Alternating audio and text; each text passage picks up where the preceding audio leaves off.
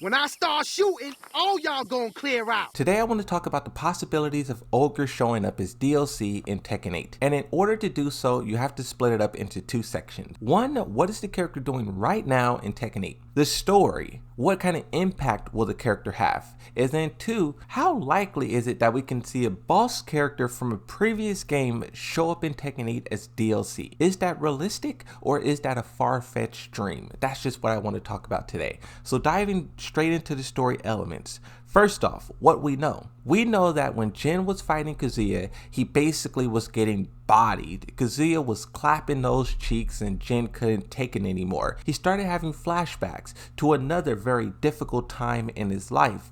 Ogre appears on the screen. Jin Kazama is stretched out. Jin Kazama, after seeing another dark moment in his history, he transforms into Devil Jin and the fight continues. But something that players is noticing about this small sequence is his character model is fully redesigned. This is not a Tekken 3 cutscene that we're seeing. This is something that the developers created from the ground up in Tekken 8. It kind of reminds me of the Raven cutscene that we've seen where he's looking at the fire where he says the iconic lines, "Heihachi is dead." In Tekken 8, they recreated that. They added some like shadowy character climbing up a mountain. They changed Raven's outfit, his gloves, his glasses, everything. That tells us that that scene is going to be highlighted in a new way that has never been done so before. Is that same level of detail, care, attention that was put into that Raven scene also happening with Ogre? We see at one point in time that he loses the ability to activate the Devil Gene. Could him be tapping into the Devil Gene through anger causes his like light or his fire to burn out? I don't know. One thing that I'm thinking about, this is a comparison. For those of you who know Avatar: The Last Airbender, the character Zuko. Zuko drew all of his fire-bending power from anger, from hatred. Once he gave up on all of that, he was no longer able to firebend, and he had to find a new source to bend from. Will Jin be going on that same journey, using Ogre as a fuel for his Devil Gene ambitions? Once he gives up on that, he can no longer do so, either by his own will or a will of another character. After losing the ability to transform into the Devil Gene, Jin has to go on a journey to regain light. We see that Jin Kazama in the trailer is specifically giving him that light, which is why I keep saying the word light, because it's very important. But the point is, going back to Ogre, what role will he play in all of this? Will we see a full cutscene of this guy battling either Jun or Jin Kazama, flashing back to the moment she disappeared, getting a full understanding of what he was after? Because here's the thing about Ogre. Yes, he showed up and he was attacking all of these different characters. His only confirmed death is King. Everyone else survived, but we never knew what the next step was. Let's say he did get Jin's Devil Gene. What did he plan to do there? We don't know. Will something like that be explored in Tekken 8? I mean, it's not out of the realm of possibilities, because if you look at the cave exploration segment of the chapter, they were showing us Onis and demons and kind of the origination of the Devil Gene. Ogre plays a role into that as well. Tackling many ideas at once, you also got to talk about Mokujin and how he factors into all of this.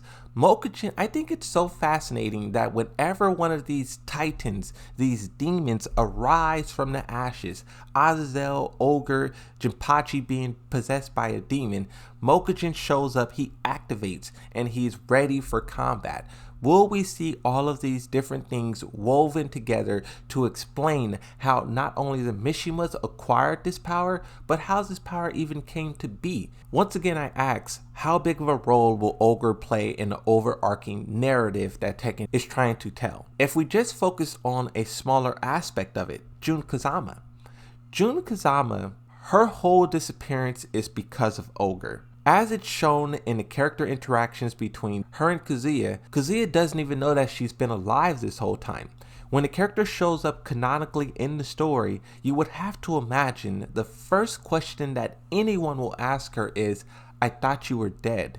What happened?" The last time we seen you, the last thing we heard is Ogre clapping those cheeks and you never was seen again.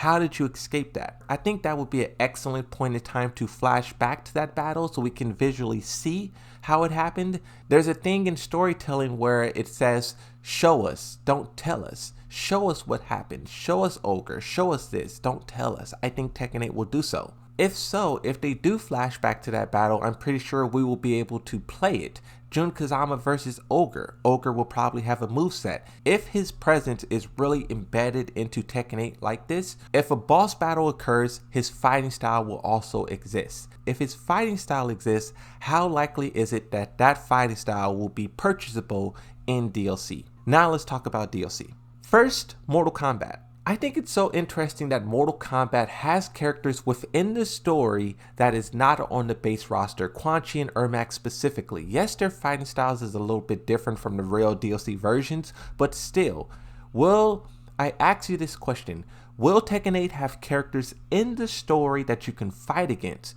Yet they are not on the base roster. Let's say if Eddie is on the battlefield, let's say if Ogre, Jinpapi, how far will Tekken 8 go in the direction that Mortal Kombat is already traveling? I think it will do an incredible job for making a lot of these characters who are kind of absent still feel very involved. You do have to be careful in how you do so because in the past, once again for Mortal Kombat, this was a major controversy. So if Tekken do follow suit, they have to be careful. But talking more so about whether or not this is realistic. In my opinion, DLC allows for things that normally isn't possible to be possible. Characters who probably will never ever show up ever again, now they're the stars of the show when they do arrive as DLC, maybe 1 or 2 years down the road. I know my ideas is kind of all over the place for this video, but I really just wanted to give you my raw thoughts on the character Ogre. I've seen many different content creators and people talking about Ogre, subreddit posts and all that stuff, and I just wanted to look and analyze how realistic is it? Are we dreaming a dream, or is this a reality that's yet to come?